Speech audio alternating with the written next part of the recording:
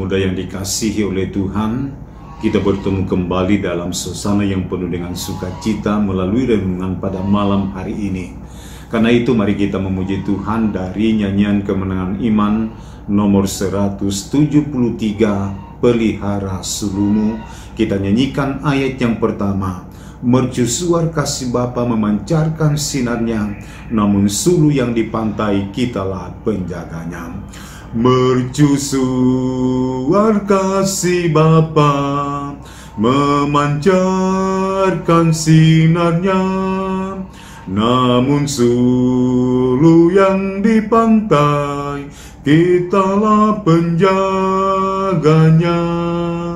Pelihara sulu pantai walau hanya klip gelap, agar tiada orang hilang di lautan yang gelap.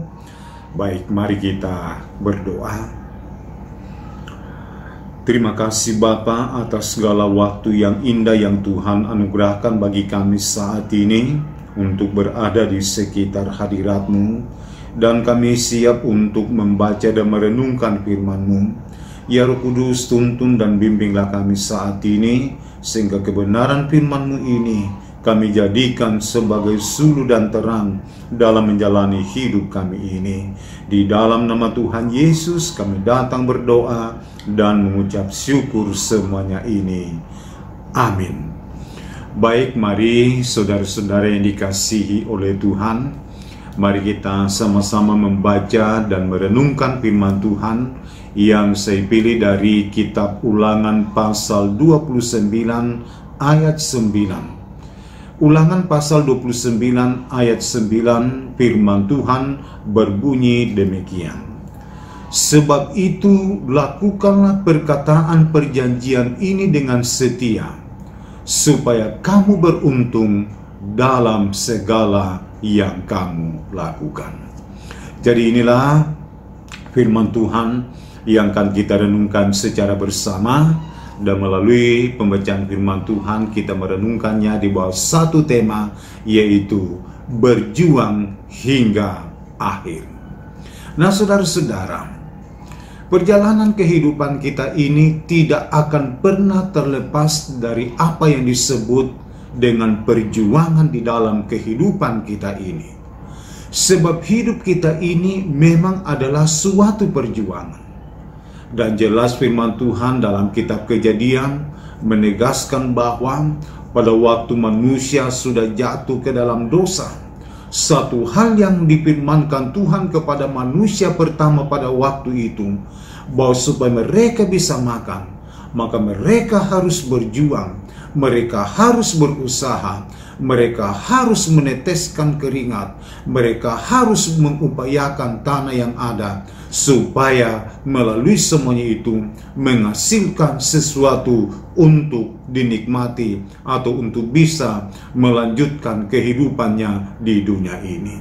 Jadi saudara-saudara, ketika kita menghadapi perjuangan, lihat bahwa ini adalah sesuatu yang tidak bisa lagi dipisahkan dari dalam kehidupan kita ini. Namun yang penting bagi kita bahwa, atau yang perlu kita waspadai adalah bahwa jangan sampai kita berhenti di tengah jalan, sebab akhirlah yang menentukan segala-galanya di dalam kehidupan kita ini. Saya kira ini yang menjadi penting bagi kita saat ini, bahwa waspadailah, selalu waspadalah, supaya jangan sampai kita berhenti di tengah jalan, sebab akhirlah yang menentukan segala-galanya di dalam kehidupan kita ini. Akhirlah yang menentukan bahwa apakah kita akan sampai kepada tujuan yang kekal. Akhirlah yang menentukan bahwa apakah kita mendapatkan pahala. Akhirlah yang menentukan bahwa apakah kita mendapatkan mahkota di dalam diri kita ini. Maka itulah sebabnya melalui firman Tuhan mengajari kita tentang bagaimana cara kita berjuang hingga akhir. Yang pertama adalah membaharui komitmen di hadapan Tuhan. Nah, saudara-saudara, kalau kita memperhatikan dalam pasal 29 ini, adalah pidato Musa di Moab pada waktu itu. Dikatakan bahwa setelah Musa berbicara tentang berkat dan kutuk dalam pasal 28, maka Musa menantang umat-umat Tuhan pada waktu itu untuk kembali membaharui tentang komitmen mereka di hadapan Tuhan. Dan cara Musa untuk mengajak umat-umat Tuhan untuk membaharui komitmen mereka di hadapan Tuhan dengan cara mengingatkan tentang apa yang Tuhan telah buat di dalam kehidupan mereka.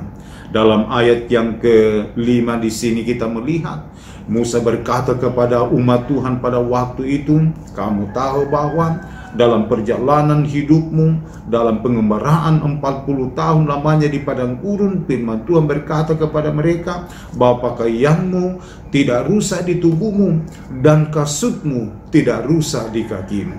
Artinya bahwa mereka diingatkan kembali bagaimana pertolongan Tuhan dalam menghadapi perjuangan. Dan tujuan dibalik dari semuanya itu, atau tujuan Musa mengingatkan kembali keberkasaan Tuhan di dalam diri mereka adalah supaya mereka mengakui kehebatan kuasa Tuhan di dalam diri mereka. Sebab orang yang sungguh memahami tentang kehebatan kuasa Tuhan, sebab orang yang mengakui kehebatan kuasa Tuhan di dalam hidupnya, pasti orang-orang tersebut selalu membaharui komitmennya di hadapan Tuhan untuk semakin lebih baik, untuk semakin lebih dekat kepada Tuhan, dan untuk semakin lebih bergaul kepada Tuhan di dalam kehidupan, sehingga mampu berjuang hingga akhir di dalam kehidupan. Dan yang terakhir, bagaimana cara kita berjuang hingga akhir di dalam diri kita? Yang kedua adalah membangun loyalitas di hadapan Tuhan. Nah, saudara-saudara, ingat baik-baik bahwa hidup yang berkualitas hanya dapat kita temukan ketika kita mampu membangun loyalitas atau membangun ketaatan, membangun kesetiaan kepada Tuhan. Jadi saudara-saudara, kenapa di dalam Alkitab berulang-ulang ratusan kali firman Tuhan mengajari kita untuk terus membangun loyalitas, membangun ketaatan, membangun kesetiaan di dalam diri kita ini? Karena ingat bahwa hanya dengan cara seperti itu, maka kita mampu membangun hidup yang berkualitas menurut pemandangan Tuhan di dalam diri kita. Perhatikan tokoh-tokoh yang dikisahkan di dalam Alkitab. Apakah yang membuat mereka memiliki hidup yang berkualitas? Adalah kesetiaan mereka kepada Tuhan. Kesetiaanlah yang diperhitungkan oleh Tuhan. Dan ketika Tuhan melihat kesetiaan di dalam diri kita, maka itulah yang membuat diri kita berharga atau bernilai menurut pemandangan Tuhan, atau berkualitas di dalam kehidupan kita ini. Nah, saudara-saudara, sangat jelas firman Tuhan di sini kita melihat bahwa ketika kita membangun loyalitas atau kesetiaan kita kepada Tuhan, jelas ada keuntungan, ada hasil yang kita dapatkan di balik dari semuanya itu. Perhatikan ayat yang ke-9 ini berkata, sebab itu lakukanlah perkataan perjanjian ini dengan setia. Jadi ingat itu, lakukanlah perkataan perjanjian ini dengan setia.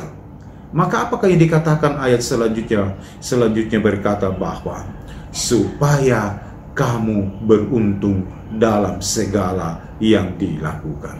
Jadi saudara-saudara, ingat, kesetiaan, tuntutan kesetiaan bagi kita itu bukan hanya sebagai sebuah tanggung jawab, atau jangan kita melihatnya sebagai sebuah beban, tetapi sebenarnya bahwa Allah menuntut kita untuk setia karena Allah mau memberkati kehidupan kita ini. Jelas firman Tuhan berkata bahwa apabila kita melakukan perkataan perjanjian Tuhan itu dengan setia, firman-Nya berkata kepada kita bahwa kita mendapat keuntungan di balik dari semuanya itu. Artinya bagi kita bahwa filosofi hidup yang perlu kita miliki dalam menjalani perjuangan hidup kita ini adalah menanam dahulu baru menuai. Tidak ada ajaran firman Tuhan yang berkata bahwa kita akan menuai dulu, Kita akan menuai di tempat di mana kita tidak mengabur. Tetapi firman Tuhan mengajari kita, menanamlah dahulu, baru kita menuai. Sebab itulah yang dikatakan firman Tuhan bagi kita, bahwa lakukanlah perkataan perjanjian Tuhan ini dengan setia dulu.